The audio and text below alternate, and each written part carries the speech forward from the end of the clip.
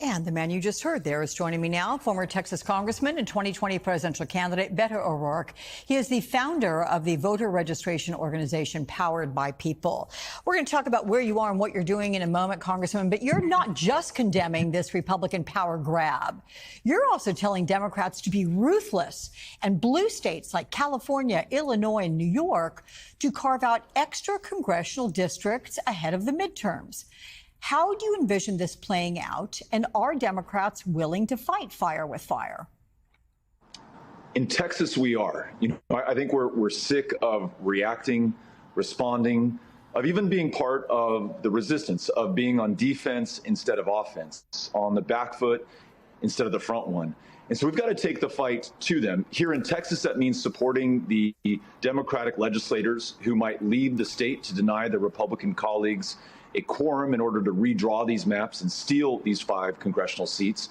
But as you just alluded to, there are Democrats who control the legislatures in states across this country, and they can redraw their congressional districts, and they can do it first, seize the initiative, before Republicans in Texas have a chance to act. So instead of awaiting the other side to punch us in the face, we throw that punch first, and we throw it harder. I think Democrats have to get off of just being overly concerned about being right more than they care about being in power, and get back to caring about being in power so that we can use it to set this country right and help those people who are being hurt right now by Donald Trump.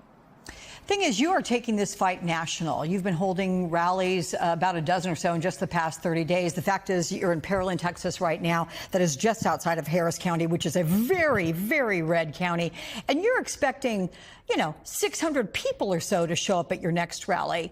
You are not just warning about what's happening in Texas. Why do you say, though, that Democrats need to care more about being in power than being right?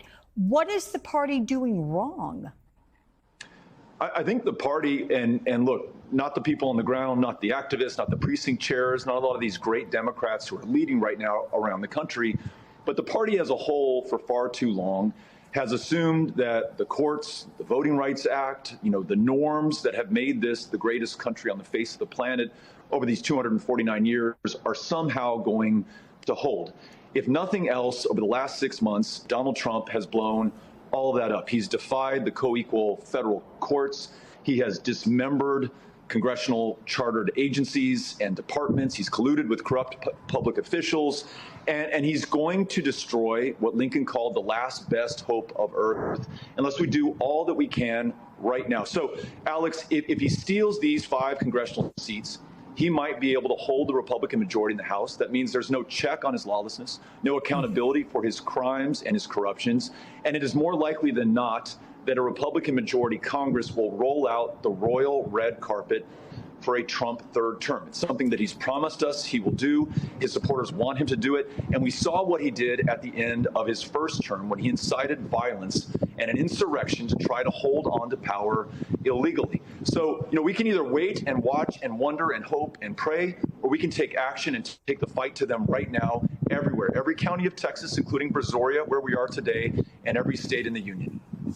I think it was Jasmine Crockett we heard preceding that soundbite from you, suggesting that they break quorum, that Texas Democrats do that. Get out, potentially leave the state. To what effect? What do you hope happens by doing that? And is that the only option? It's not the only option, but I think it's an important first step. If Texas State House Democrats leave the state, they'll deny their Republican colleagues the quorum or the numbers necessary to redraw and steal these congressional seats here in Texas. Now, it's not an easy proposition. They're going to be fined $500 a day. There will be a manhunt conducted for them by the state troopers here in Texas.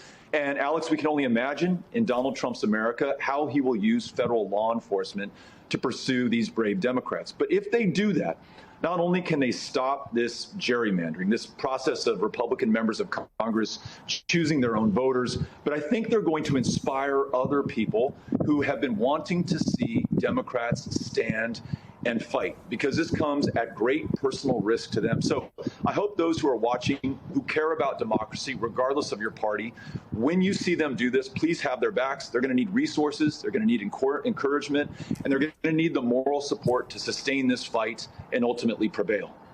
Quick question about you and your future. I understand you are considering to run for Texas Senate again. Anything you learned from a previous run that you will change your approach this time, or has Texas changed in the interim? I think the way to win is to do this together. We've had great top of the ticket candidates, Wendy Davis, Colin Allred. We ran a strong campaign in 2018, again for governor in 22. But I think you need a full complement at the top of the ticket, strong candidates who can raise money, who can inspire voters. But then down ticket, you need every state house, every congressional district contested. If we do that, we'll create a power far greater than the sum of its parts or its candidates. And you'll have Democrats finally able to punch through in Texas, which is critically important, not just for our state, but for the country. So for the time being, we're out there reaching and registering voters, holding town hall meetings, and seeing if we can put that team together at the top of the ticket and all the way down the ticket. Okay, former Texas Congressman and maybe running for Senate, Beto O'Rourke. Thank you so very much for your time. Appreciate that.